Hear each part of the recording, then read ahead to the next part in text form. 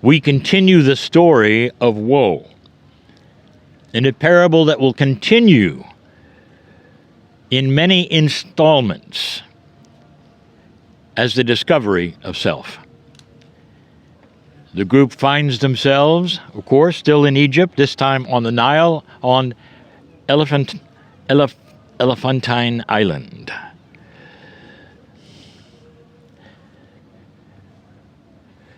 Dear ones, for those of you who have listened to the other portions and parts of these particular channels of discovery of self, you are beginning to be aware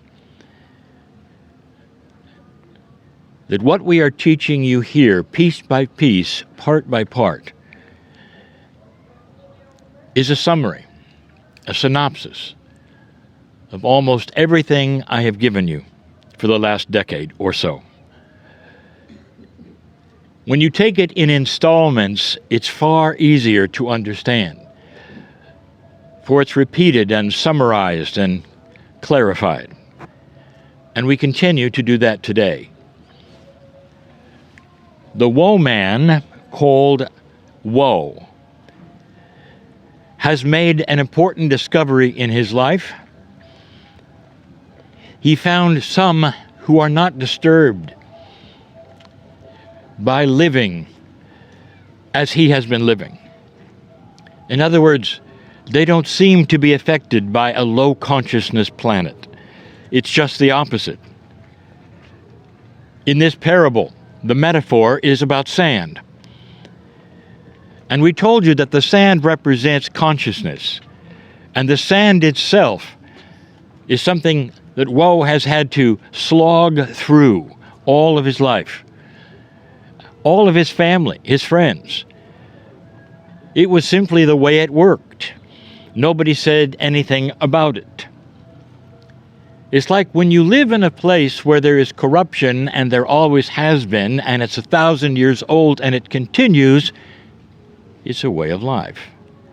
Very similar. Only this represents woe in this parable and consciousness.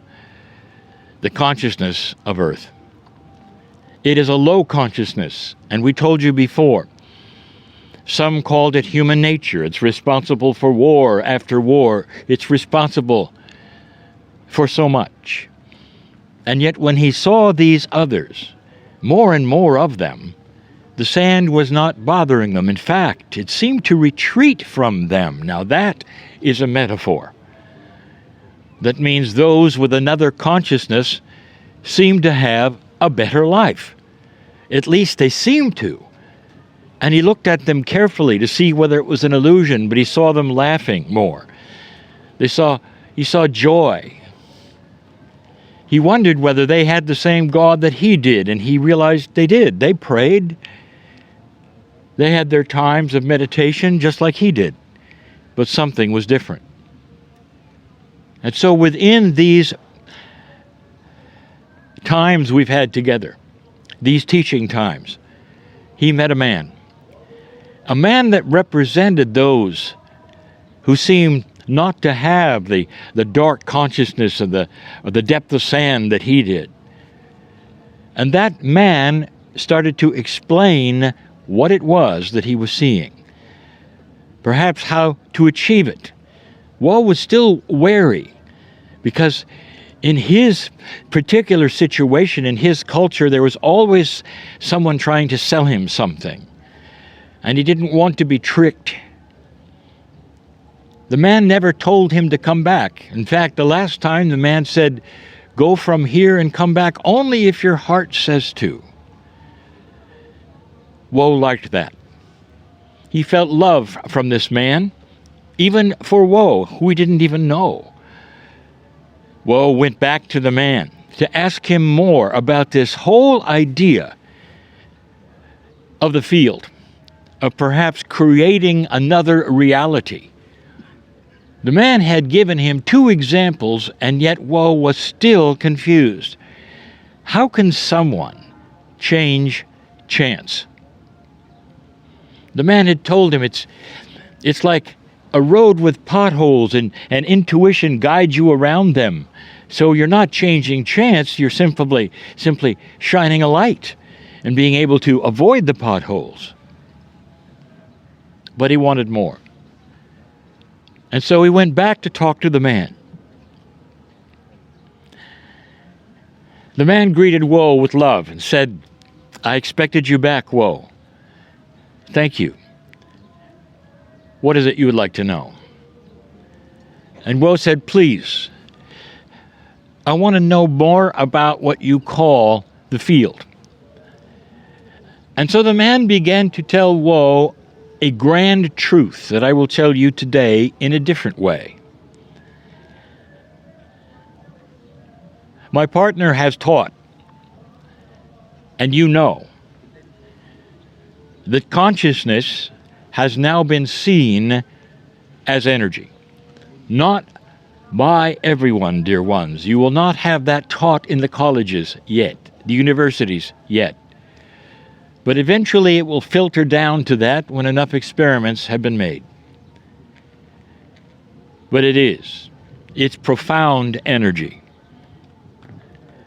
And so the man started to explain to Woe about the sand, a darker energy, an energy that was what you call lower.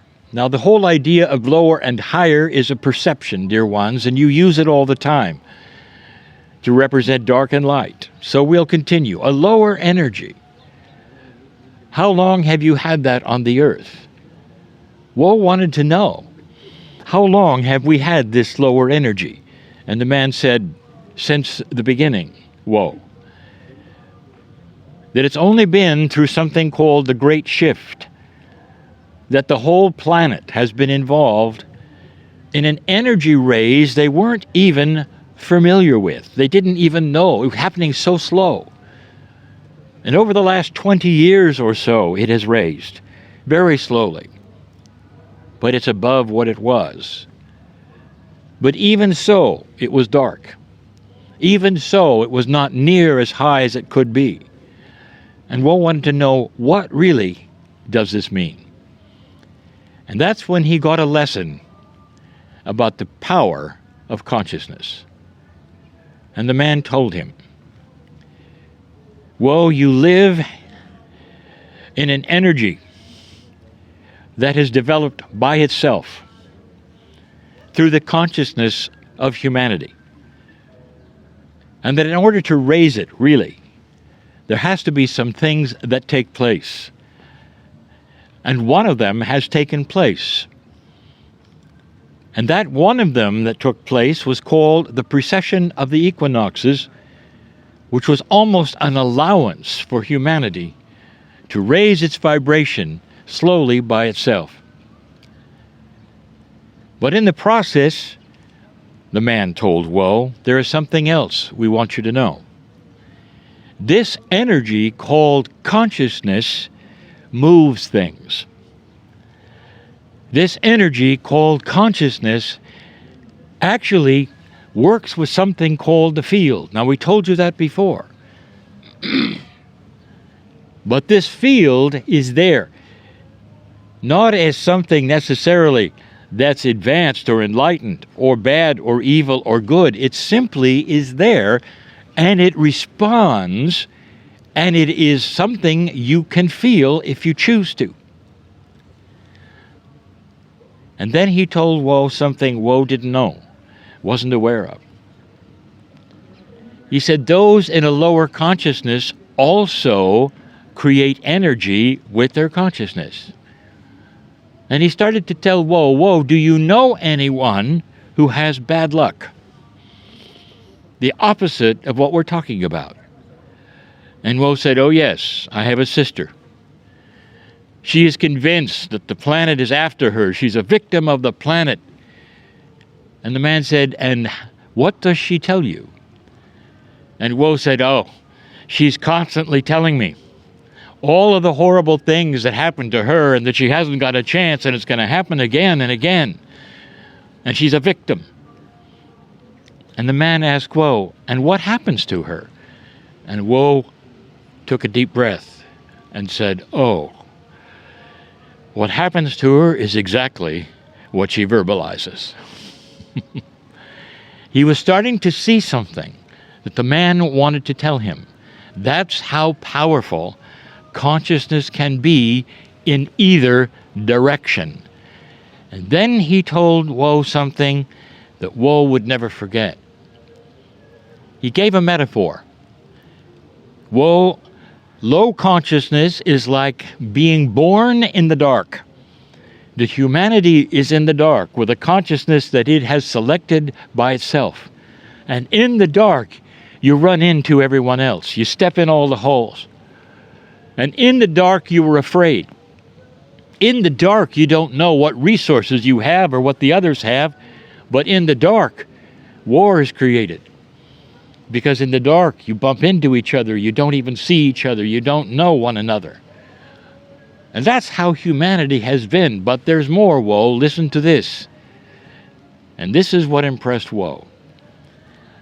There are those that are so used to the dark, old souls who have chosen the darkness, who work in the dark better than you or I or any, he told Woe. They're specialists, and they're the ones who will wait for you and trip you when you least expect it. And Woe said, yes, I think I've met a few of those. This is the power of consciousness, Woe. It can actually develop darker consciousness if they wish it to. And that's the free choice of humanity. And then he told Woe this. The shift is upon us, and dark consciousness is starting to be eradicated from the planet. He said to Woe something I have said to you. Sometimes it appears you go 2 steps forward and 1 back. But he says it's going forward. And the consciousness he started to tell Woe about was a consciousness that was lighter. But it had to be learned, and it could be absolutely advanced through something I told you last time. Compassion, kindness, meditation, and feeling a greater love for the Creator than you were ever taught. And these are the things which bring you into a light. And when you have that light, you don't start tripping on things. You see them coming. When you have that light, other interesting things happen. You start to develop sacred intuition. Now, I call it sacred intuition because it is something that comes from the light. The intuition of flow, the intuition of reading the field, of not seeing the potholes, of not being able to be tricked. It's the intuition that's sacred, and it comes from the heart. Very different, Woe, than anything you have ever experienced before. Woe started to understand. You mean what I think creates my path? And the man smiled and said, Woe, you are now ready for the next installment. That is the story of consciousness. It is an energy. It can create light or dark. And this planet is starting to create slowly a lighter consciousness. And he said, you're going to see it all around you. And then he said to Woe again, he said, go from this place. Don't be confused. Weigh my words. And if it is well with your heart, if it is well with your soul, come back and I'll continue the lessons. And you will discover more about yourself than you ever thought was there. For the energy of consciousness in these times is the new tool that you never thought you had. Woe liked that part. And he went away yet again. But this time when he went home, he started to listen to what his relatives were saying and those around him. And he realized that they all were complaining. And those complaints seemed to go someplace as energy and come back pulling in the very things they were complaining about. And so woe right then decided, I'm not going to complain anymore because I see what's going on with my energy. Woe was starting to discover self. I'll be back. And so it is.